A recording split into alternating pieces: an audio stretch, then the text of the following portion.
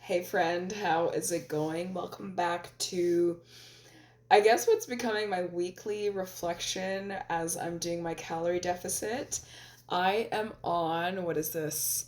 I guess week 5, which is crazy, 5 weeks into this calorie deficit. And I've just been sharing my reflections on what has been coming up. A lot of it, as you know, has been mindset and principles that are so applicable to every area of our life. When you do something in one area that is principled, that requires you to grow, that requires you to have a good mindset, it is so applicable to other areas of life.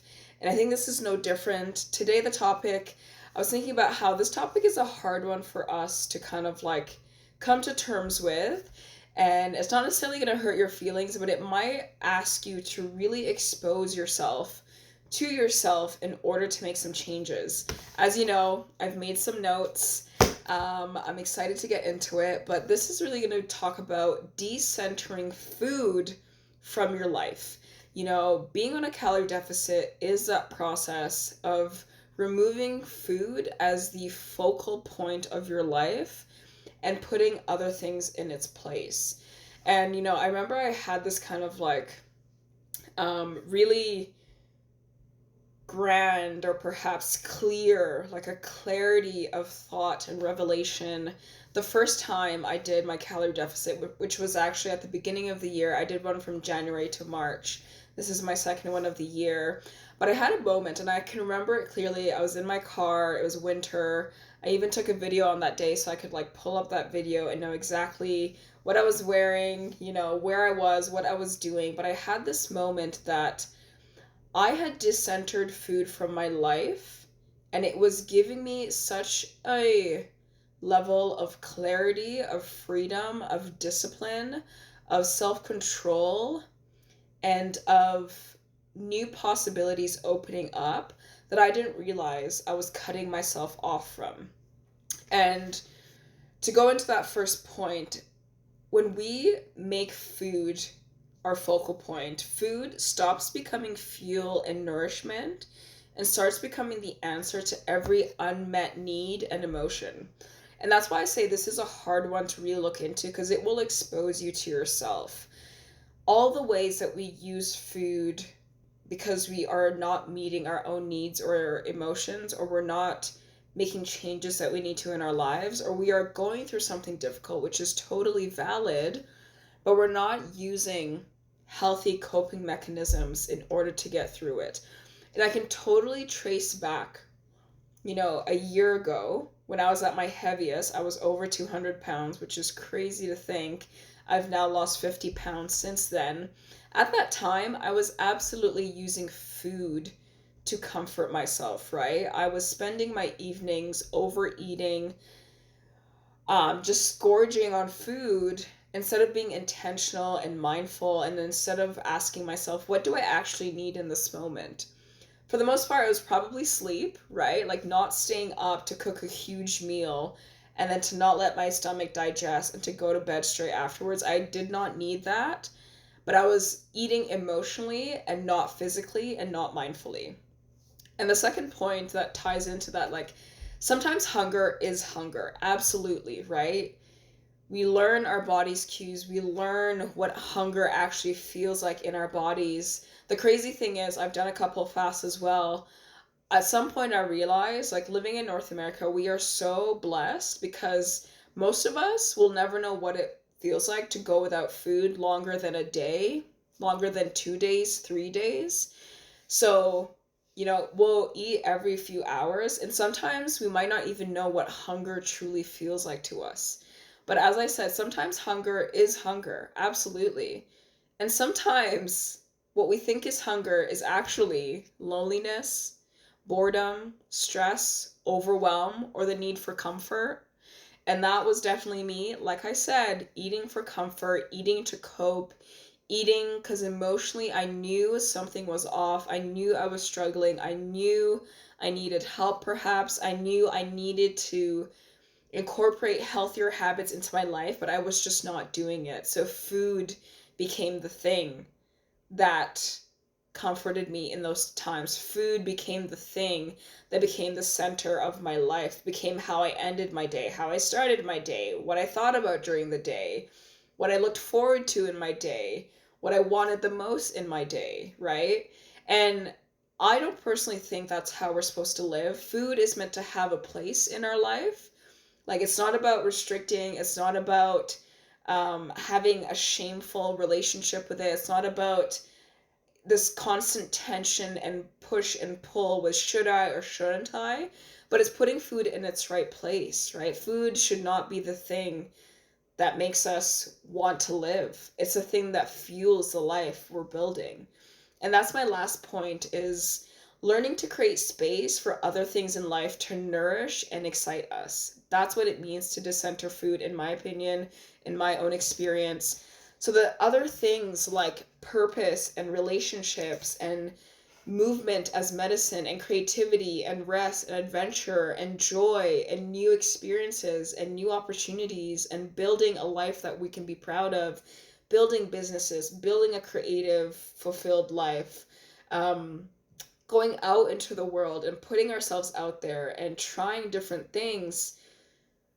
When I was sitting in my car, not like at the beginning of this year, I realized that those are the things I was allowing to nourish me and excite me, and no longer food, right? I was no longer ending my day stuffing my face in order to feel good. I was ending my day coming home feeling like, wow, I just went out there, I just did something, I'm expanding, I'm growing, I'm meeting new people, I'm pursuing my business, I'm pursuing creativity, I'm pursuing a higher version of myself. And those are the things that started to excite me. And I started to realize that food fuels the life I'm building, right? Food is not my life. It fuels the life I'm building. So of course I want to eat. Of course I want to eat well, whole foods. I don't want to over stress my digestion. Like all of these different things that for me personally are important to me. You figure out what's important to you when it comes to your relationship with food. Like I said, it's not meant to be shameful. It's not meant to be bad, but it's meant to be healthy, and it's meant to be appropriate, in my opinion. Like, food is what fuels me to build the life that I'm excited about. Food is what fuels me to have the energy to love on the people I want to love. I said it again.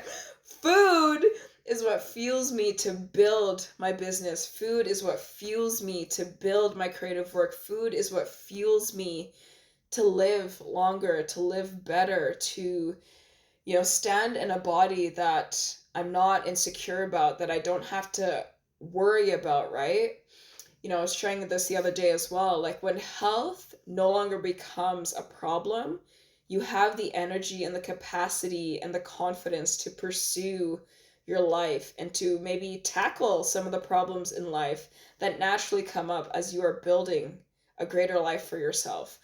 So like I mentioned, this is a tough one because food truly can become a coping mechanism, and not in a healthy way.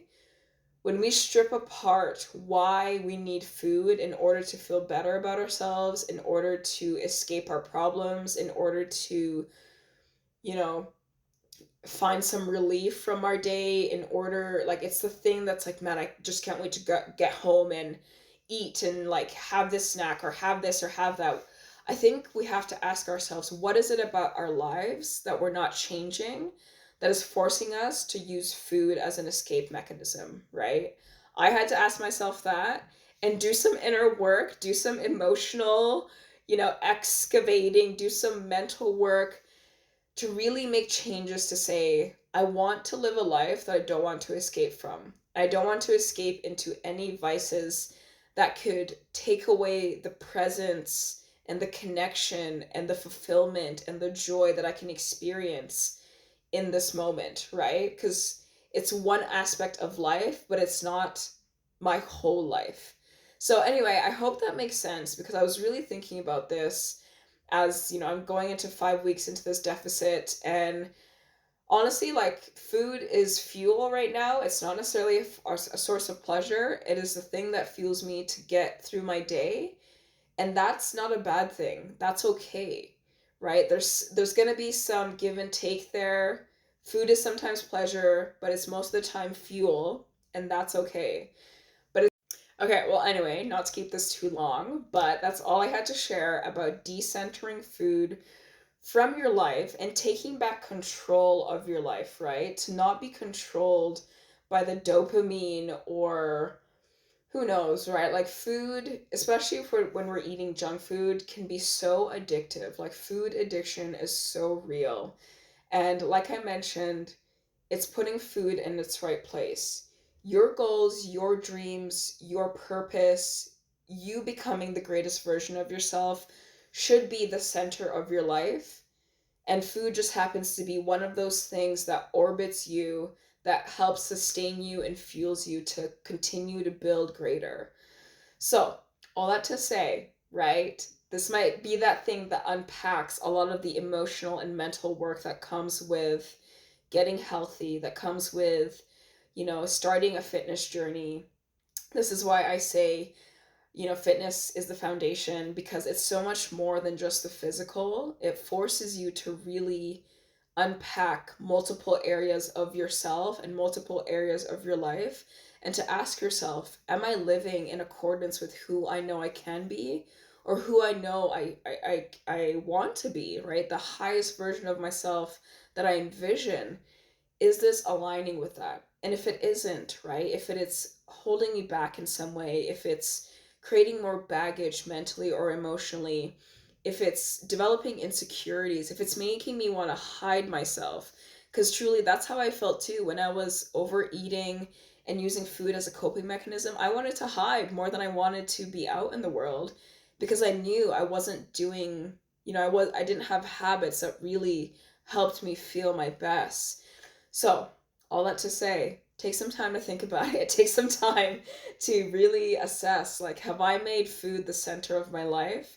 And can I start to shift that, right? Not from a place of shame or guilt, but from a place of love, from a place of knowing that you are capable of so much. You are capable of becoming so much, but it might require you to make some shifts and to make some tweaks and changes and to, hey, just, you know, shift your identity, shift your paradigm, become someone different in order to live differently. So that's all I got to say about that. I'm curious to hear your own thoughts, if this resonates, if it makes sense, if you've experienced this for yourself. Let me know in the comments, and we'll see you in the next one. Ciao. Bye.